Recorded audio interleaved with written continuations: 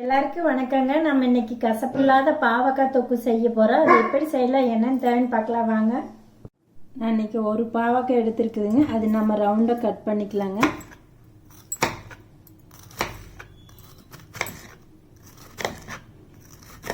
லேசாக கட் பண்ணிக்கலாங்க.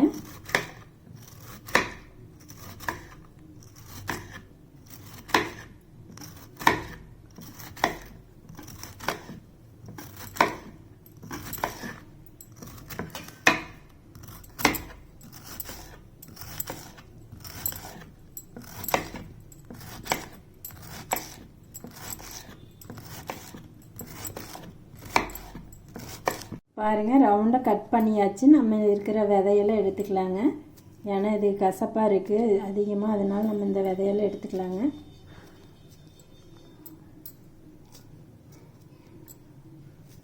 இருக்கிற விதையெல்லாம் எடுத்தாச்சு. இது நம்ம கழுவி எடுத்துக்கலாங்க.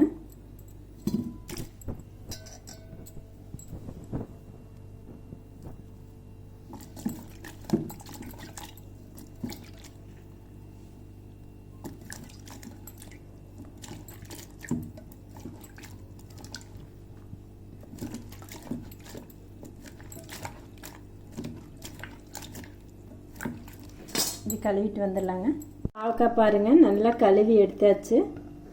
பாவக்காய்க்கு தேவையான மசாலா என்னென்ன போடன்னு அது பார்த்துக்கலாங்க. பூண்டு ஒரு 4 பல் பூண்டுங்க. சின்ன வெங்காயம் ஒரு கைப்பிடி அளவு போட்டுக்கலாங்க. பச்சை மிளகாய் ஒரு 6 பச்சை மிளகாய் போட்டுக்கலாங்க.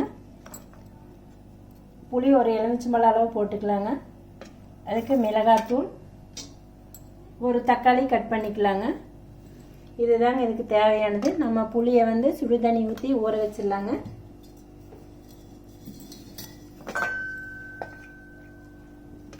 இது அப்படியே ஊறிட்டு நம்ம செய்ய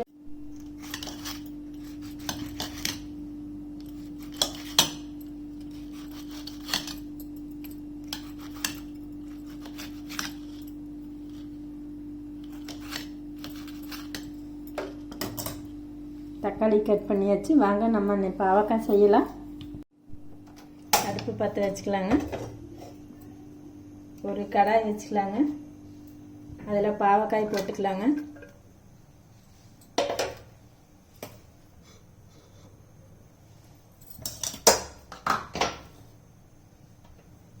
பாவக்காயை நல்லா வதக்கி எடுத்துக்கலாங்க.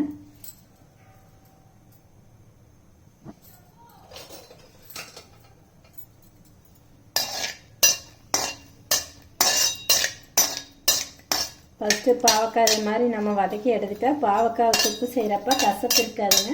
அதுக்காக தான் நம்ம இது மாதிரி செய்கிறது. நம்ம கடாயில் போட்டு எண்ணெயை ஊற்றாத நல்லா வறுத்துக்கணும். மறுபடியும் கொஞ்சமாக எண்ணெய் ஊற்றிக்கலாங்க.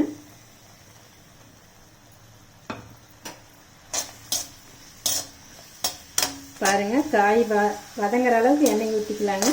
அப்படியே நல்லா வதக்கி எடுத்துக்கோங்க.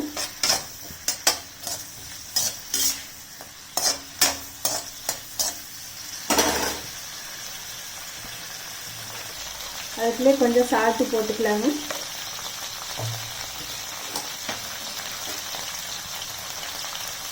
உப்பு,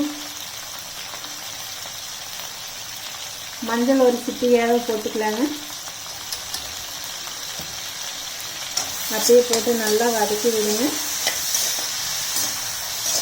இது மாதிரி செஞ்சிங்கன்னா கசப்பே இருக்காது. நீங்களும் செஞ்சு ட்ரை பண்ணி பாருங்கள்.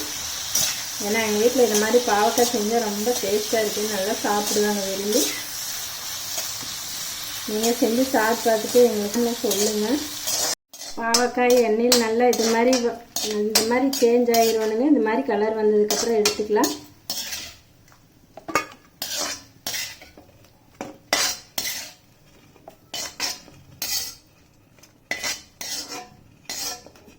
எண்ணெய் ஊற்றி தாளிக்கலாங்க. அதே கடாயில் எண்ணெய் ஊற்றிக்கலாங்க. எண்ணெய் ஒரு 100 கிராம் அளவு ஊற்றிக்கலாங்க. எண்ணெய்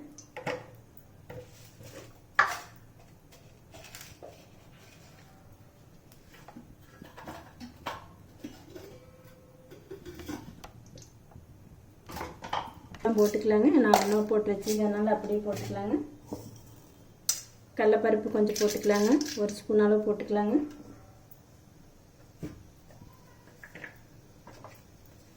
கடுகு கடலைப்பருப்புலாம் நல்லா பொரிட்டுங்க எண்ணெயில்.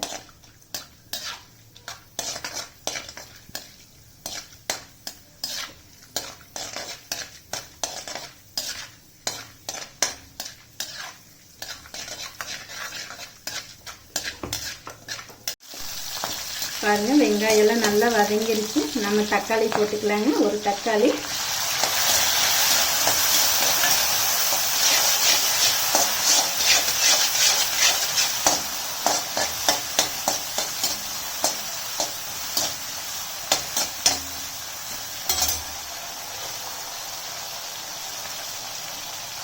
மிளகாய்த்தூள் 1 ஸ்பூன் அளவு போட்டுக்கலாங்க. ஏன்னா பச்சை மிளகாய் நம்ம ஒரு 6 பச்சை மிளகாய் சேர்த்துனால காரம் அதுலேயே இருக்குது. இருந்தாலும் மிளகாய்த்தூள் கொஞ்சம் சேர்த்திங்கன்னா டேஸ்ட்டாக இருக்குது. அதுக்காக நான் மிளகாய்த்தூள் 1 ஸ்பூன் அளவு தான் சேர்த்துருக்கேங்க.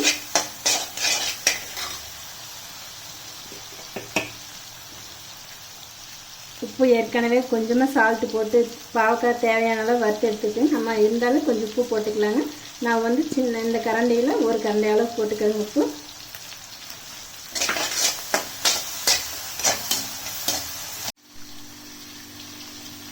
புளி கரைசல் தண்ணி ஊற்றிக்கலாங்க. தக்காளியெல்லாம் நல்லா வதங்கினதுக்கப்புறம் புளி கரைசல் தண்ணி ஊற்றிடுவோம்.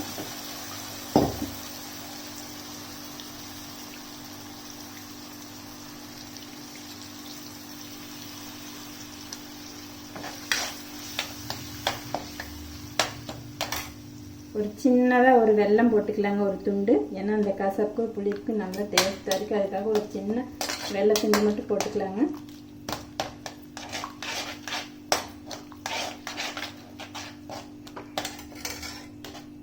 பாருங்கள் புளி தண்ணியெல்லாம் ஊற்றுனதுக்கப்புறம் நல்லா கொதிக்குது. கொதிக்கிறப்ப நம்ம பாவக்காயை போட்டுக்கலாங்க.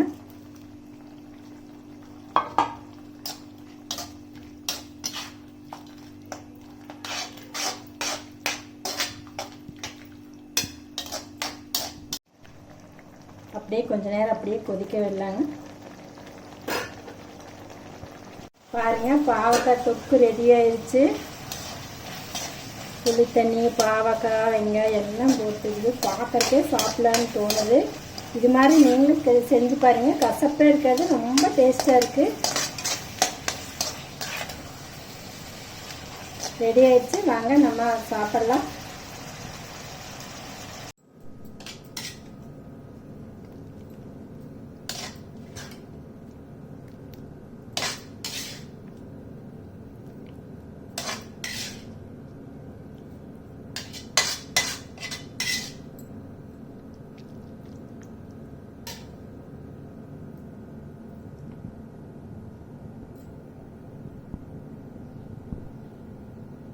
தொக்கு ரெடி ஆச்சுங்க. சீக்கிரமாக செய்யலாம். கசப்பில்லாத பாவக்காய். நீங்களும் இது மாதிரி செஞ்சு சாப்பிட்டு பார்த்துட்டு கமெண்டில் எப்படி இருக்குன்னு சொல்லுங்கள். லைக் பண்ணுங்கள், சப்ஸ்கிரைப் பண்ணுங்கள்.